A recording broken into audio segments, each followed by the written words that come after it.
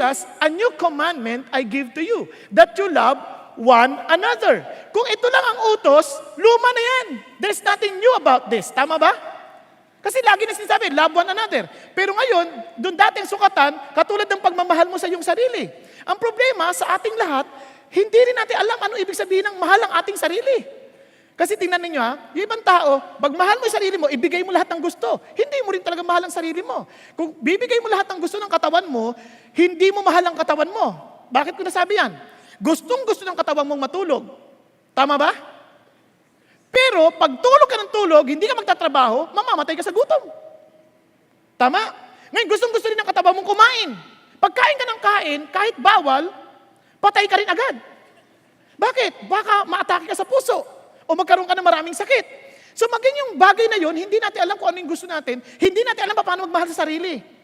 Naintindihan po natin, marami sa atin puyat ng puyat. Puyat ng puyat kasi gusto natin trabaho ng trabaho, gusto natin kumita, dahil isip natin, yun ang expression ng pagmamahal natin sa sarili natin. But ganun pa rin, hindi natin alam mahalin ang sarili natin. So if we do not know how to love ourselves, how can we love other people?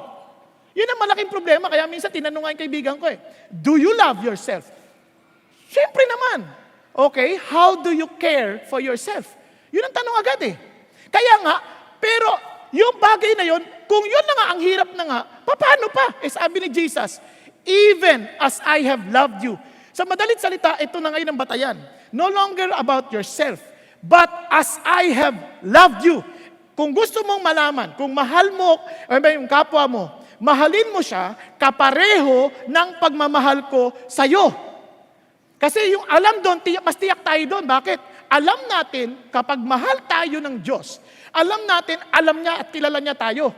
Alam niya ang ating kakayanan. Alam niya ang ating limitasyon. So He understands exactly what we need. And He provides for that. Naintindihan po natin. Kasi sabi ni Jesus, love them as God, as Christ love you. Now listen to this. By this, all men will know that you are my disciples. Sabi niya, dito malalaman ninyo na kayo nga'y alagad ko. Sa madalit salita, alam ninyo kung talagang kayong tagasunod ni Kristo dahil sa pag-ibig. Naintindihan po natin.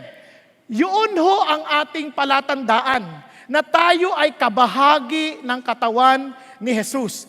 Huwag na natin pag-usapan, ako Christian ako, sa langit ako pupunta. Huwag ganon. Ito lang ang tanong. Mahal mo ba ang kapwa mo tulad ng pagmamahal ni Jesus sa iyo? So kung hindi maliwanag sa iyo yung pagmamahal ni Jesus para sa iyong pagkatao, hindi ka makapagmamahal sa iba ng ayon sa panawagan mo bilang Christian. Okay ba yan? Nagkakaintindihan tayo?